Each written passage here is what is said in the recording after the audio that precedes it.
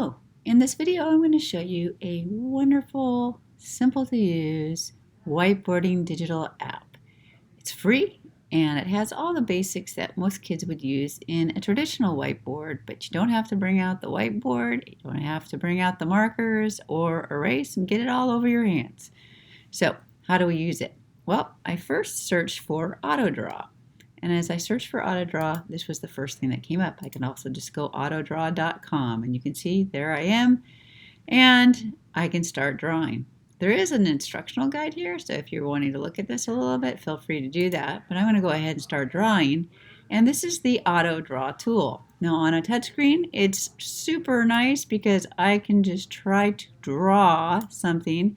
And you can see I am not a very great drawer, but it's coming up with like suggestions. What are you trying to draw?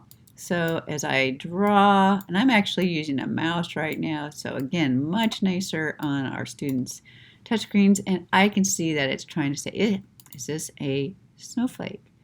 Is this the sun? Is this a spider web? So you can see that I have all sorts of different options that are coming up.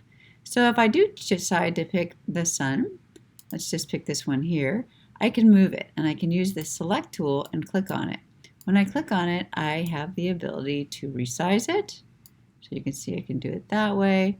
I also have the ability to rotate it if I want to.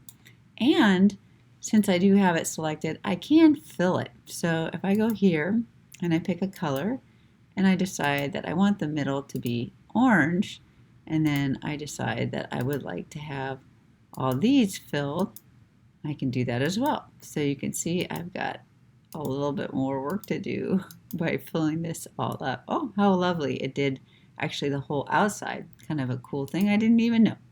So I'm using that. Again, if I want to move it, I can put this over here. Now I might want to try to use a background, but be aware, I only have 3 shapes, and if I use a background, you can see that it is going to cover. So let's say that I want to have a blue background here, and I'm using this tool right here, and I'm going to fill it with this. It is covering a lot. So do I have that ability to move it to the back? I do not have that ability to move it back, so just be aware of that. You may want to do that first before you do this. Now I could cut it. I just did Command C, move that a little bit. Let's see what happens when I go Command Paste. Oh, look at that. I was able to move it on top. So I can layer, but you have to be a little bit pre-planned because the last thing that you put in here is the thing that goes on top. I also have a freehand tool here. It is different than the AutoDraw, which came up with a shape after I started drawing. This one gives me the ability to just freehand draw. So if I wanted to maybe draw some grass down here, you can see that I could do that. I also have the ability to make that line a much thicker line if I want to. Again, if I go to my selection tool and I select things, I can change the color. So if I decide to do that, note that anything that I have can be changed. I also have the ability to draw a box around things. So if I move this down a little bit, I'm just going to do that, and I drag a box. It's going to select everything.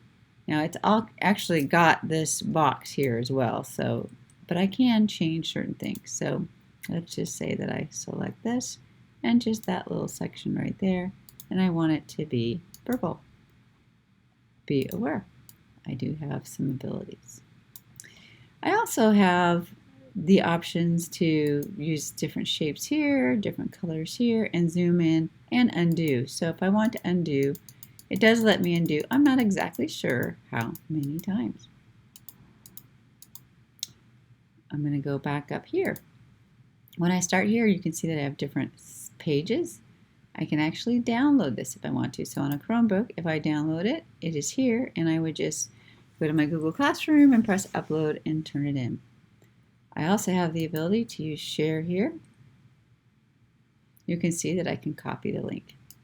Once I copy the link, I can send it in Google Classroom or I can email it. I'm going to go ahead and X that out. Any other shortcuts that I want to look at, I can look at that as well. But it's kind of a nice tool. I wouldn't mind having my kids bookmark this so they can easily use it with their touchscreen Chromebooks to show their thinking or express some artistic ability.